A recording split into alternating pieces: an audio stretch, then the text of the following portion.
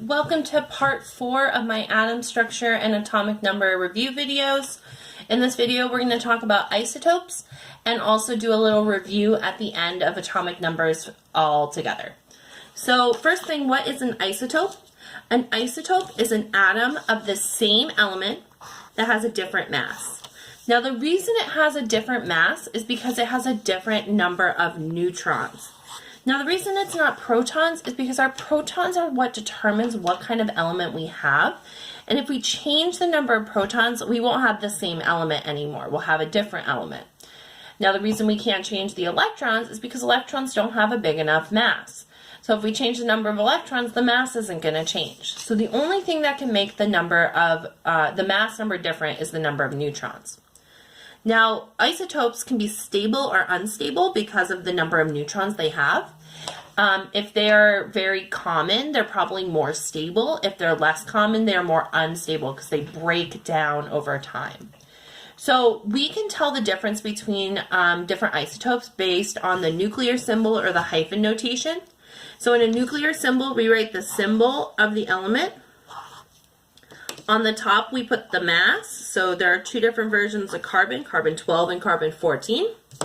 Now, because they're both carbon, they're still going to have the same atomic number, so they're both going to have 6 at the bottom. So we can see that they're different because they have different masses. For hyphen notation, we write the name of the element hyphen the mass. So here we have carbon hyphen 12. We would read that as carbon 12. Or you can just do the symbol and do C 14 like this, okay? So you can see the mass here. It doesn't give you the atomic number, but we know it's going to be the same because it's still carbon. So let's look at an example of this.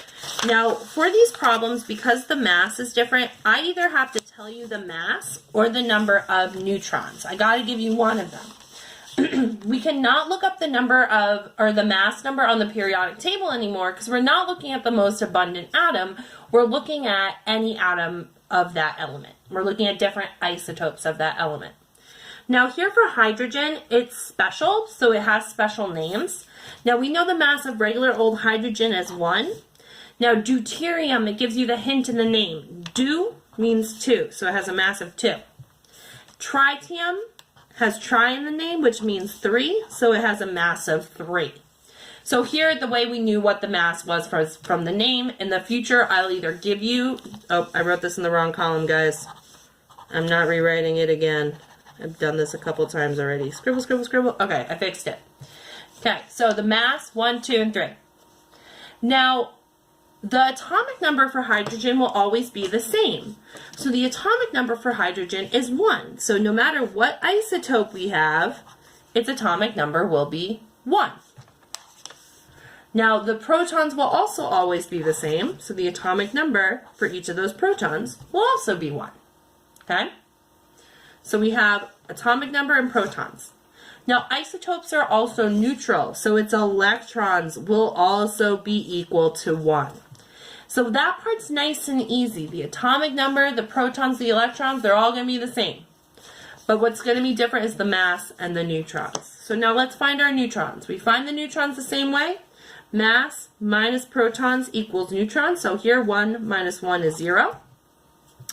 Mass minus protons equals neutrons. So here it's 2 minus 1 is 1. So the mass went up by 1 because the number of neutrons went up by 1. Last one, 3 minus 1 equals 2. Here the mass went up again because the neutrons went up again. So what stays the same? What stays the same is the atomic number, the protons, and the electrons. What's going to be different is the mass and the neutrons. Okay?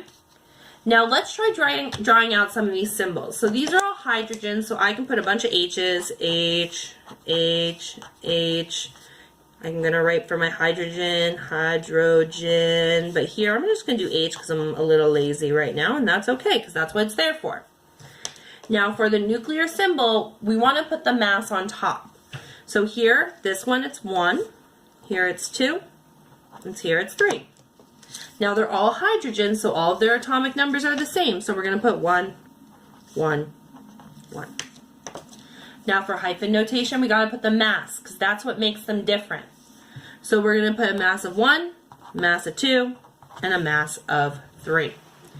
So the key number in isotopes is the mass and the number of neutrons. Everything else will be the same. So let's try an example over here. Let's look at nitrogen. Okay, so let's start with let me make sure you guys can see this whole thing on here.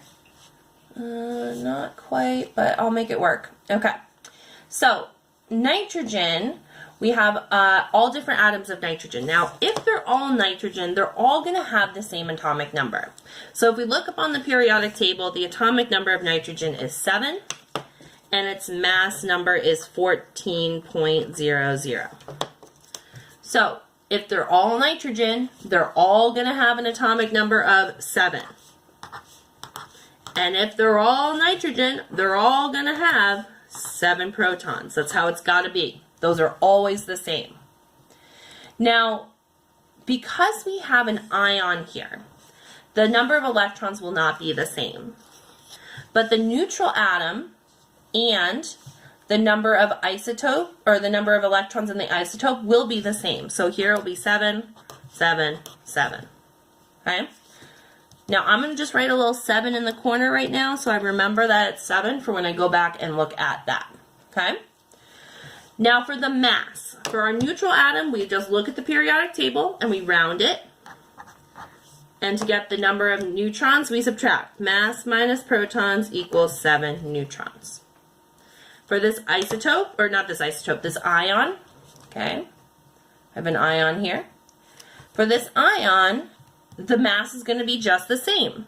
Mass doesn't change in an ion. So we're also still going to have the same number of neutrons. But what will be different is if we look, we have a -3 charge. So that means we gained 3 electrons. So we're going to add 3 electrons here, and now our new number of electrons is 10. So what made the ion different was the number of electrons. Okay, what made that ion different was that number of electrons. Now for our isotopes, what makes them different is the mass. So if we look, I had to give you some kind of information. So here the mass I gave you, I told you over here it was 16 as part of this symbol. And so if I want to find my neutrons, I'm going to do mass minus protons equals 9 neutrons. Now down here, instead I gave you the neutrons. So we're going to work backwards. We're going to add them together. So 8 plus 7 equals 15 for our mass. If we went backwards, 15 minus 7 is 8, so it still does the same thing. Okay? So I didn't have to give you the mass for this one. I could give you the number of neutrons, and you can work backwards.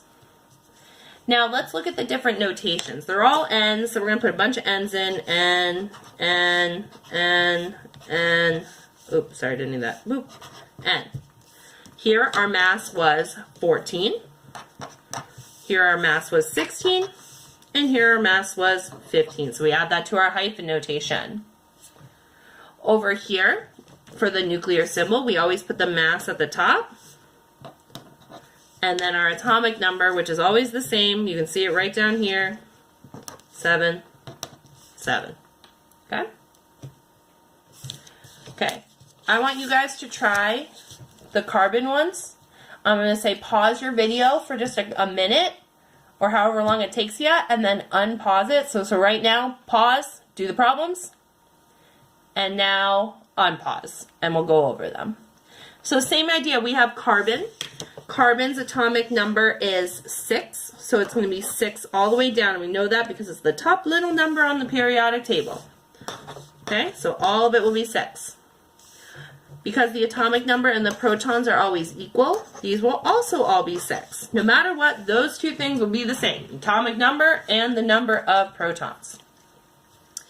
Now for neutral atoms, the electrons will be the same, but for ions, they're going to be different. So we don't want to put in just 6 for the ions. Isotopes, going to be the same. Sorry, I know you guys are having a hard time seeing. I didn't make this big enough. Okay, now let's talk about mass. If we look at our mass on the periodic table, the mass of carbon is 12.01. So when we round that, we get 12. For the ions, they're going to be exactly the same.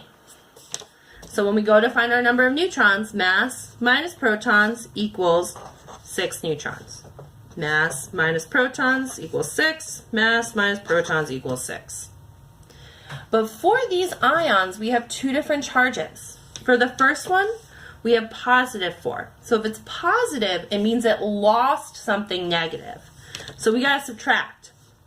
So if it's positive 4, we get rid of 4 electrons, and we end up with 2 electrons total.